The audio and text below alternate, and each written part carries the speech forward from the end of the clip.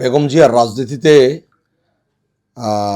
নতুন মাত্রা যোগ হয়েছে। বেগম জিয়ার প্রত্যাবর্তনে রাজনীতিতে নতুন মাত্রা যোগ হয়েছে। বিভিন্ন মহলে সাবেক প্রধানমন্ত্রী দেশমাতা বেগম খালেদা জিয়ার যে গতকাল তিনি যেভাবে মানুষের ভালোবাসা পেয়েছেন, মানুষ যেভাবে পাগলের মতো ছুটে গিয়েছেন, তার গাড়ির পিছে হাজারো নেতাকর্মী ছুটছেন, তিনি সকলের সাথে হাত ধরে শুভেচ্ছা বিনিময় করছেন, যে কারণে রাজনীতিতে কিন্তু এক ধরনের উচ্ছ্বাস উদ্দীপনা ফিরে আসছে।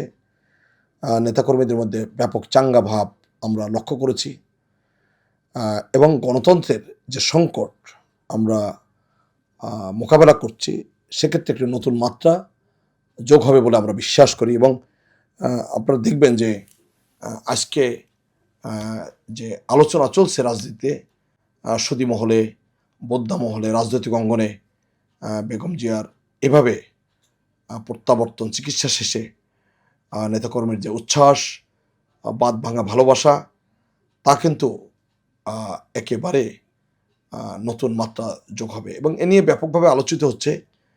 যারা সুশীল সমাজ বা রাজনৈতিক বিশ্লেষক, তারাও চুলচেরা বিশ্লেষণ করছেন যে বিএনপির ভবিষ্যৎ নিয়ে, যে আগামীতে বিএনপি তাহলে স্বচ্ছ ব্যালট বাক্সের মধ্যে দিয়ে নির্বাচন হলে বিএনপি একক সংখ্যাগরিষ্ঠ আসনে জয়লাভ করতে পারে, এরকম একটি কল্পনা কিন্তু সর্বমহলে একেবারে ব্যাপকভাবে আলোচিত হচ্ছে।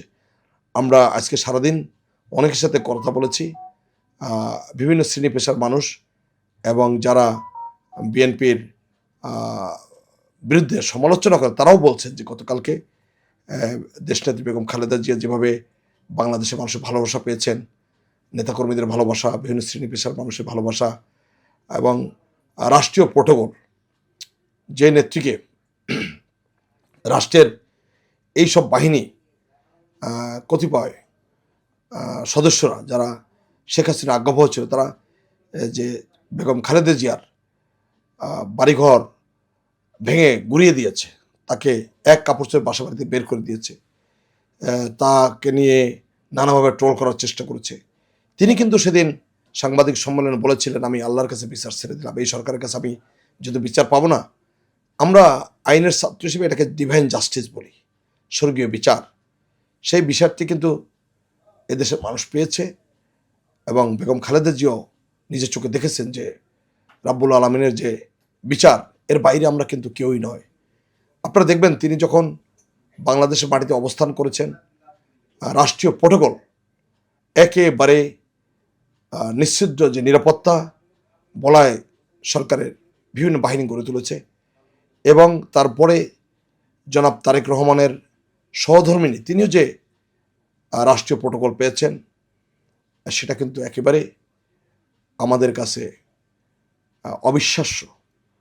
তাহলে মনে হচ্ছে যে সরকার বিএনপির প্রতি সদয় রয়েছে। আমরা গতকালকের ঘটনার মধ্যে দিয়ে আমরা বুঝতে পেরেছি যে অন্তর্বর্তীকালীন সরকার বিএনপির প্রতি যথেষ্ট সম্মান প্রদর্শন করেছে এবং দেশনেত্রী বেগম খালেদা জিয়া সম্পর্কে যদি আমরা বলতে চাই, তাহলে দেখবেন যে শহীদ রাষ্ট্রপতি জিয়াউর রহমানের মৃত্যুর পরে এই দলটি একটি গভীর সংকটে পড়ে যায়।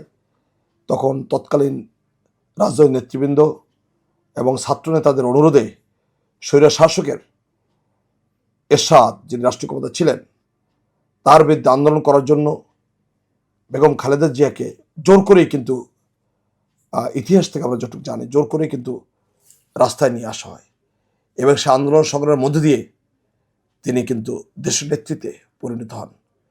তিনি গণতন্ত্রের ক্ষেত্রে স্বৈর শাসকের সাথে আপোষ করেনি।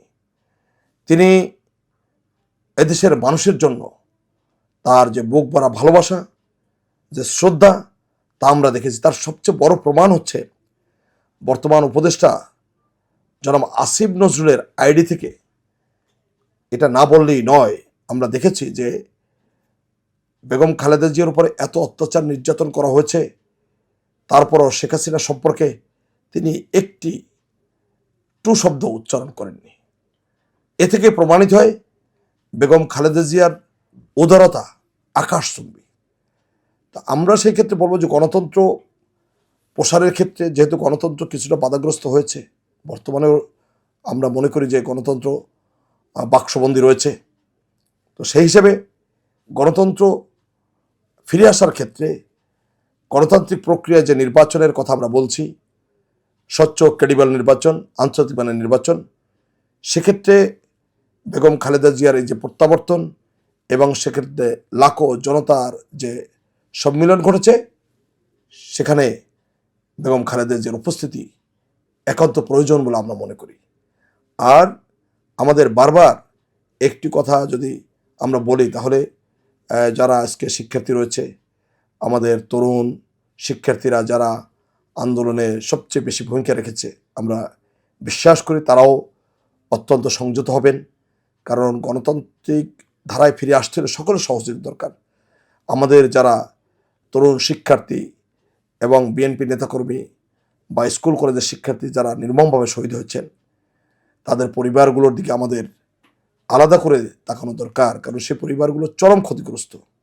তা আমরা মনে করি আমরা একক কৃতিত্ব না নিয়ে এদেশের মানুষের যে আশা আকাঙ্ক্ষা গণতন্ত্র, সেদিকে আমরা ধাবিত হলে একটি গণতান্ত্রিক সরকার প্রতিষ্ঠিত হলে এই যারা শহীদ হয়েছেন সেসব পরিবারের প্রতি আমাদের যে দায়বদ্ধতা রয়েছে, সেক্ষেত্রে আমরা বড় ভূমিকা পালন করতে পারবো।